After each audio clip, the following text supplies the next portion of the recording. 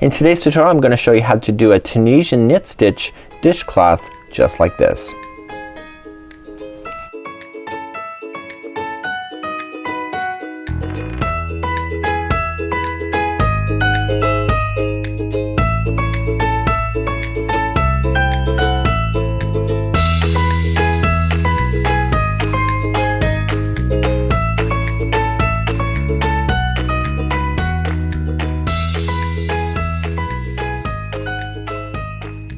Welcome back to the Crochet Karate as well as yarnspirations.com. I'm your host Mikey, and this is part of the Learn Tunisian hosted by Mikey series.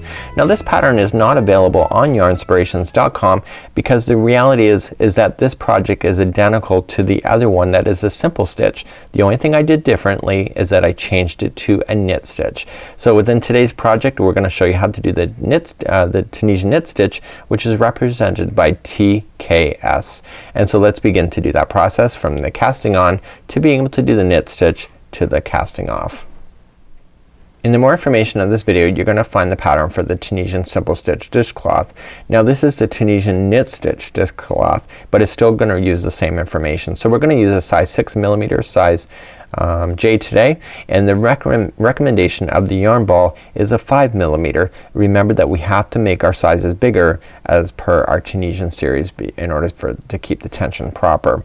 What we're going to be using off camera is that we're going to use the Lily Sugar and Cream. You just need one ball in order to make that work, just like this. So let's begin. We're still using the same pattern, so we're just going to start off with a slip knot and insert our hook in, and all we just need to do, remember that the first one never counts as one. We want to do 26. So 1, 2, 3, 4, 5 and 6, and simply just go all the way to 26, and I'll meet you back in just a moment. So now that I have my 26 on here, I simply just want to go backward and I want to count to the second one. So this is 1 and 2. Turn that chain around and just go into the back hump or the back loop of the chain, yarn over and pull through, and just shift it down your Afghan hook.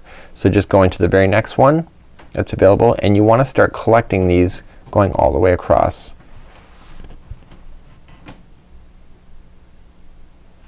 Okay, it's that simple.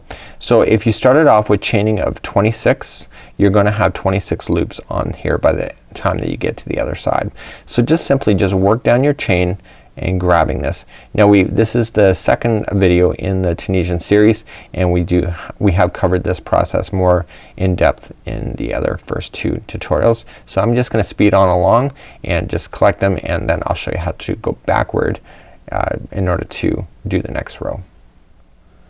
Just like so, and we're ready then to go back. So with the Tunisian we always just go back and forward. We never turn our project around. We just continue to go back and forward. So to go in the back into where we came, we have to yarn over and pull through one loop only. So we're just chaining one, and then wrap the hook and pull through 2, and then yarn over and pull through 2, and we do that all the way back. And I'm kind of using this hand here to kind of pull it off the hook. So it's slightly different motion than crochet in some way, but it has a really neat look to it. And I'm just yarning over and pulling it through 2.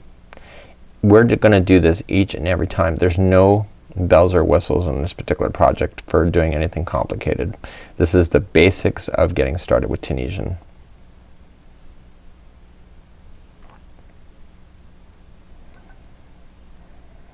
Okay, so I'm getting all the way back, and I'm gonna show you how to get started on the next row.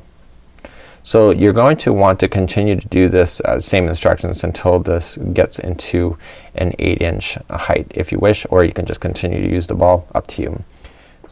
Okay, so now that I'm all the way back, I want to begin to do the knit stitch.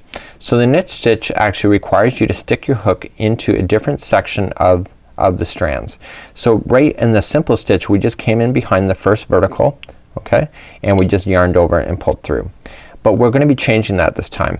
What we need to do is that we need to stick it into the first vertical, but then end up pushing it out diagonally to the other side, and then yarn over and pull through. And this is turning the stitches sideways. So you're just coming into the first vertical and then out directly on a diagonal to the other side. to the back side. So just in, and the first one is always kind of maybe a little difficult to start. I don't really have much of an issue, but in the learning process it's a little bit difficult.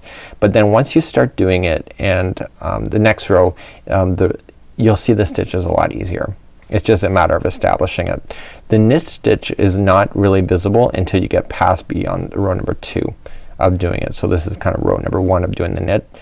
So the knit stitch is actually a lot easier to see when you're moving up through the rows versus the first time you're ever applying it to your particular project.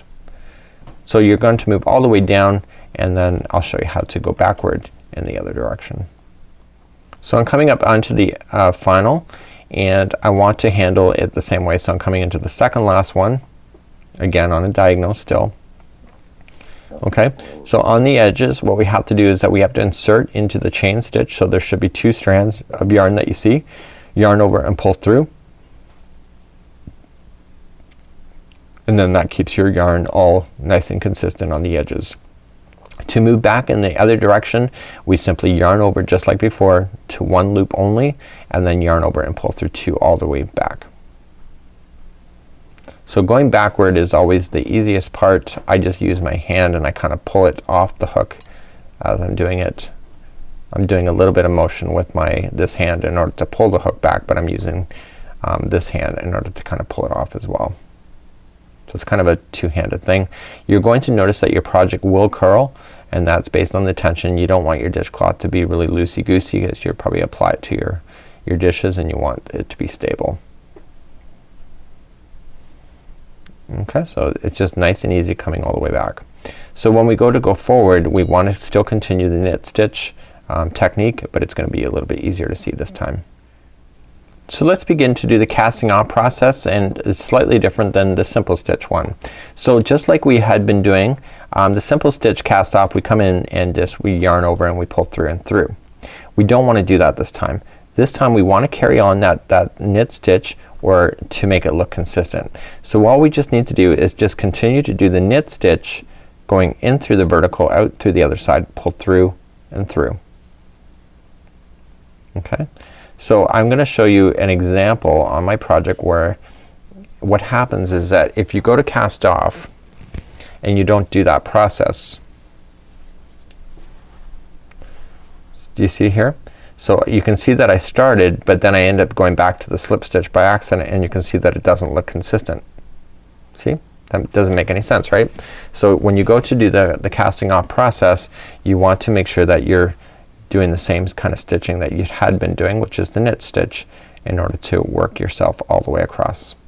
So you can apply a border, just simply just follow this with a size H or a 5mm crochet hook with the same yarn, and just go all the way around in the corners. Put in 3 single crochets, and you will have like a really cool dishcloth. You will find these don't take very long to make. The Tunisian process, once you get started with it, can be quite addictive, and you can whip off a lot pretty quickly, I would think. When you get all the way to the other side, just simply fasten off and just weave in your ends, and then your dishcloth is good to go, and then you can be able to celebrate it just like this. If you want to do a thicker border, what I did here is that I actually went around twice. So I just once I got around, I went around again, and again in the corners I put in 3 single crochets into the corner before moving on to the next one here. So that's a choice that's up to you, and this is how you do a simple dishcloth in knit with Tunisian. Till next time, I'm Mikey on behalf of Yarnspirations as well as thecrochetcrowd.com. We'll see you.